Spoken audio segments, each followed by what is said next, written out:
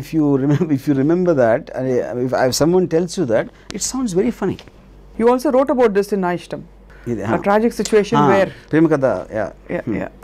ఇప్పుడు అది ట్రైన్ పడిపోయిన తర్వాత నేను ఫస్ట్ కొంచెం సేపటికి రియలైజ్ అయ్యాను. అంటే ఏదో పెద్ద సౌండ్ వచ్చింది. సౌండ్ వచ్చిన తర్వాత సైలెన్స్ కంప్లీట్గా. ఏమైనా కలగంటున్నానే ఏంటి అని నేను లెగటానికి నేను అప్పర్ బతులు కొట్టుకున్నాను. లెగటానికి ట్రై చేస్తే I'm not able to get up.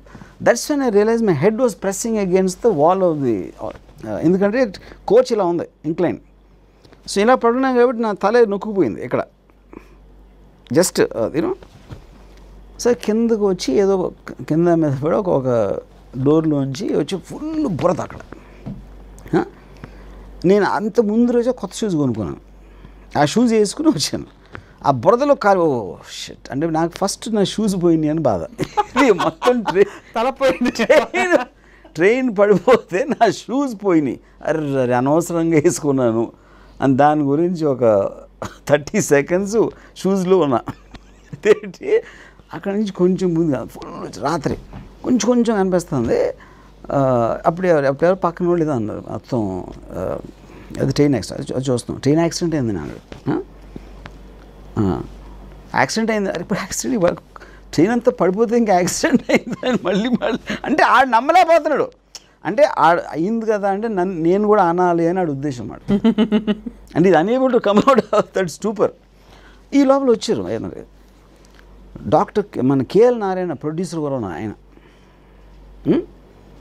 ఆయన దిగటమే ఇప్పుడు ఇదేంటిది రెస్క్యూ ట్రైన్ రావడానికి చాలా టైం పడుతుందండి. ఆయన లోపల నుంచి ఒక దుప్పటి తీసుకొచ్చి ట్రైన్ ట్రాక్స్ మీద పెట్టి పడుకున్నారు ఆయన. అంటే ఈ forgot it in one minute. దాని తర్వాత ఇంకో స్లోగా ఇక్కడ వస్తున్నాడు. అప్పుడు ఏంటి మా పాయింట్లో ఎవరు పోలేదు, జస్ట్ ట్రైను గుద్దేసి పడిపోయింది, ఎవరికి ఏం దెబ్బలు తగలలేదు అనే ఒక ఫీలింగ్లో ఉన్నాం. సో నేను ఒక కొంచెం నడుస్తూ ఉంటే ఒక సడన్గా ఒక మనిషి ఉన్నాడు, ఆ కాలు లేదు, ఆడు అరుస్తున్నాడు. అప్పుడు first time I realise that some injuries or something happened. ఇంకొంచెం ముందుకు నడిస్తే ఒక ట్రైన్ ఇలాగ ఒక కోచ్ ఇలా జస్ట్ ఆల్మోస్ట్ సగం ఇలా నొక్కుపోయి ఉంది. దాని లోపల నుంచి ఒక అతను అరుస్తున్నాడు నొప్పితోటి, నీళ్ళు అడుగుతున్నాడు. అరే నీళ్ళు మంచి నీళ్ళు అంటే ఒకడు వాటర్ బాటిల్ తీసుకుని వచ్చి ఆడికి అందించిపోతున్నాడు ఇది కిటికీల నుంచి. వెనకాల నుంచి నీళ్ళు ఇవ్వద్దు అన్నాడు ఒకడు. ఎందుకు అన్నాడు అంటే నీళ్ళు ఇస్తే ఏమవుతుందంటే అన్నాడు. ఇప్పుడు మెడికల్ క్లాస్ మొదలెట్టాడు ఆడు. మెడికల్ క్లాస్ చెప్తున్నాడు, నీళ్ళు ఇచ్చేవాడికి వెనకాల నుంచేమో నీళ్ళు అని ఆడు అరుస్తున్నాడు. సో ఇప్పుడు ఇది కామెడీ ఏంటి నాకు తెలియదు, ఐ డోంట్ నో. ఈ లోపల నేను ఏదో ఫోన్ ట్రై చేస్తున్నా, అది రావట్లేదు, బ్యాటరీ ఏదో. ఒక ఆవిడ వచ్చారు, 100 రూపీస్ ఇస్తా ఒకసారి ఫోన్ చేయొచ్చా అంటే నేను లేదండి బ్యాటరీ లేదు, 100 రూపీస్ ఇస్తానండి. కాదండి 100 రూపీస్ కాదు, ఫోన్ పనిచేయ అందుకని నాకు దొరకట్లేదు అన్న, ప్లీజ్ అంటే ఇప్పుడు ఆవిడేంటి నాకు ఉండి కూడా నేను ఇవ్వడం ఇష్టం లేదు అని నాకు బార్గెనింగ్ మొదలెట్టి ఫైనల్గా షీ రీచ్ 300 రూపీస్. మీ 300 కాదండి 3 lakhs ఇచ్చినా నా ఫోన్ లేదు. ఇలాంటి సీన్లు ఎదుగుతున్నాయి మొత్తం. ఇది నా ఒక్కడితోనే కాదు, అన్ని చోట్ల. సో ఒకడేమో ఒక ఊరు నుంచి ఒక పొలం ఉంది, ఆ పొలంకి అక్కడి నుంచి వచ్చాడు ఒక ఊర్లో అతను. మా ఊర్లో ఎప్పుడు జరగలేదండి అది అంటాడు. మా ఊర్లో ఎప్పుడు జరగలేదంటే మా ఊర్లో ఎప్పుడు జరగలేదండి ఇలాగా అంటున్నాడు. ఇప్పుడు ఆడితో ఏం చెప్పాలి? కానీ ఏంటంటే everybody looks at everything from their own perspective. And that's what creates the humor. ఆ పర్స్పెక్టివ్లో చూస్తా అంతే, creates the humor. That is humor in life. అచ్చా మీకు బిగ్గెస్ట్ ఎగ్జాంపుల్ చెప్తాను హ్యూమర్లో. దీనికన్నా నేనైతే విన్నాను లైఫ్లో. పరిటాల రవిని చంపేశారు అనంతపూర్లో. నేను చాలామందిని కలిశాను. పరిటాల రవి మన రథచేత్ర చూస్తున్నప్పుడు, సినిమా తీస్తున్నప్పుడు ఒక పర్టికులర్ మనిషి అక్కడ ఉన్నాడు, ఏ స్పాట్లో ఉన్నాడు పరిటాల రవి గారిని షూట్ చేసినప్పుడు. నేను అతను అడిగా ఏం జరిగిందని ఎగ్జాక్ట్గా నాకు చెప్పండి అన్న. ఏం లేదండి, భోజనాలు అయిపోయినాయండి, నేను అరటిపండు తింటా అలా వస్తున్నానండి బయటికి, సడన్గా టపాసులు పేలియండి. నేను ఏంటి ఇప్పుడు టపాసులు పేలుస్తున్నారేంటి, ఇది ఇక్కడ కాంపౌండ్లో, ఆఫీస్ కాంపౌండ్లో అనుకుంటే సడన్గా నాకు ఫైరింగ్ జరుగుతుంది అని ఎవరు అరిశారండి. దాంతో నాకు అర్థమైంది గన్స్ పేలుస్తున్నారు అని అర్థమయ్యి పక్కన నేను కింద పడుకొని కళ్ళు మూసుకున్నాను. తర్వాత నేను ఏం చూడలేదండి. ఇప్పుడు ఆడి పాయింట్ ఆఫ్ వ్యూలో సినిమా చేయాలంటే మొత్తం సినిమా చీకటిగా ఉంటుంది.